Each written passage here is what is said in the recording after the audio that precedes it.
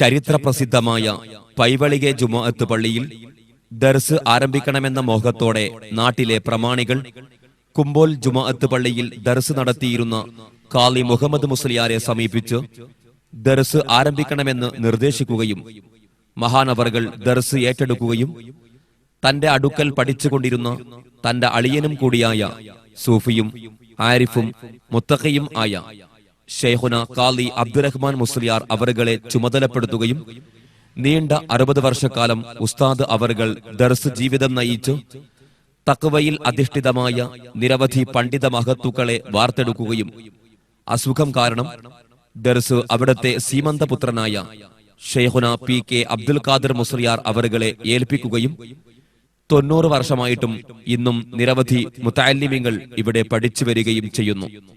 ഷെയ്ഖുന പയ്യക്കി ഉസ്താദ് നാമകരണം ചെയ്യപ്പെട്ട വിദ്യാർത്ഥി സംഘടനയാണ് മഖ്ഷിഫുൽ ഖുലൂബ് സ്റ്റുഡന്റ് അസോസിയേഷൻ. ഈ മഹത്തായ സംഘടനയാണ് പയ്യക്കി ഉസ്താദിന്റെ മായാത്ത ഓർമ്മക്ക് മുന്നിൽ പയ്യക്കിയിലെ പൂനിലാവ് മദ്ഹ് ഗാനങ്ങൾ പുറത്തിറക്കുന്നത്. ഉത്തര മലബാറിന്റെ മുസ്ലിം ഭൂപടത്തിൽ സവിശേഷ സ്ഥാനം കൈവശപ്പെടുത്തിയ പ്രദേശമാണ് പൈവളികെ. പക്വമതികളായ പല പണ്ഡിത ശ്രേഷ്ഠർക്കും സാദാത്യങ്ങൾക്കും പിറവി നൽകിയ ഈ കൊച്ചു പ്രദേശം പല കാരണങ്ങൾ കൊണ്ടുതന്നെ ഇതര നാടുകളിൽ നിന്നും വേറിട്ട് നിൽക്കുന്നു. മതധർമ്മ ബോധങ്ങൾ ആഴത്തിൽ വേരൂന്നിയ ഈ മണ്ണിൽ അറിവിന്റെ പ്രകാശ ഗോപുരങ്ങളായ അനേകം പണ്ഡിത മഹത്തുക്കൾ കടന്നുപോയിട്ടുണ്ട്. അവരിൽ മഹോന്നത സ്ഥാനം നേടിയ പണ്ഡിത ശ്രേഷ്ഠരായിരുന്നു മർഹൂം ഖാലി അബ്ദുറഹ്മാൻ നവ്വറല്ലാഹു മർകദഹു.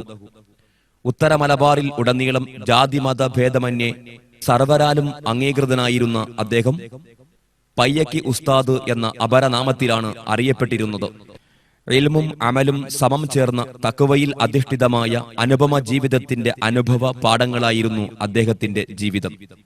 ചരിത്രപ്രധാനമായ പൈവളികെ ജുമുഅത്ത് പള്ളിയിൽ അറിവിന്റെ അക്ഷയഖനി പോൽ നിറഞ്ഞു നിൽക്കുന്ന ആ പണ്ഡിത ജ്യോതിസ്